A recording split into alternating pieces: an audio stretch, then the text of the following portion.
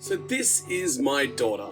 You're never going to see a photo of her because we don't share her picture online, but trust me, she's the best. The main thing I'm showing you about this, and the reason why I wanted to talk about her, was how I've been using the R1 with her since I've had it. I would say the R1 is being underrepresented at the moment as a kid's device. I know that there are plenty of people who have used it with their kids, and plenty of people who I've seen online talking about how their kids have really enjoyed it and how they've used it to sort of ask a bunch of questions and things like that. And it works very well for those kinds of things. But what I'm talking about is probably a little bit different because my daughter is only 3. The things I've been using it for, which I think have both helped me find an additional functionality for the R1, but also helped her start to engage with technology, which is what I really want for her, is asking it questions that I wouldn't have thought to ask. So, where do unicorns come from? And those kinds of questions. And I think what it showed to me was that even at 3, she can understand what the rabbit is for and how to use it.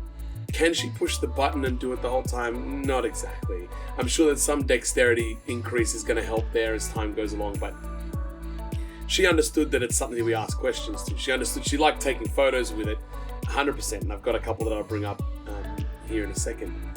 The other thing that I've been doing with it is actually asking it to tell us stories. Now I know that things like ChatGPT and any LLM can do those sorts of things, but there is something very, very special about being in my daughter's room at nighttime, asking the rabbit or the R1 a question like that, tell us a story about something, and it reading the story to us. For her, it's something that we can use to bring the energy down at nighttime. It's a lot more calming than sort of getting up and doing a bunch of other things, going to the computer to get it to tell us those kinds of stories, using my phone, which phones in general, I suppose there's a theory behind the phone for her, which is that's a little bit more engaging and active of an activity. So the rabbit really doesn't allow that amp up in her activity, which is really nice. The other thing we've been doing with it is doing some choose your own adventure stories and choose your own adventure stuff around the house, in different parks, anywhere really. We give it a bit of framework, we tell it sort of the locations that we can use, and she loves just listening to what the options are going to be and then responding back to the rabbit what options she wants to do.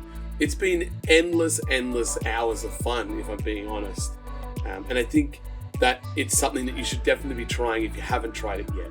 The other thing I'd love to know, if some of you have given it to your kids, let me know down below what you have been doing with them, what have they been doing, sort of how have they been engaging with it. I think it's really, really special to the children and to kids in general to be able to take part in something that you're enjoying. So I'd love to hear some of your stories about what you're using it for.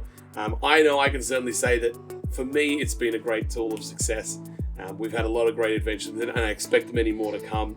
And I will just quickly say, with the ad of Q-Boom recently, and we've tried to do some of the stories with Beta Rabbit, those have been much better.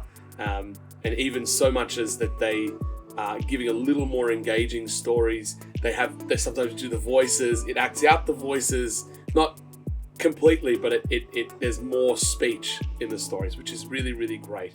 So the stories have only been getting better, and I think that's something really special. So I've been enjoying it with my kid. I hope you have too. And until then, let's see how deep this rabbit hole goes.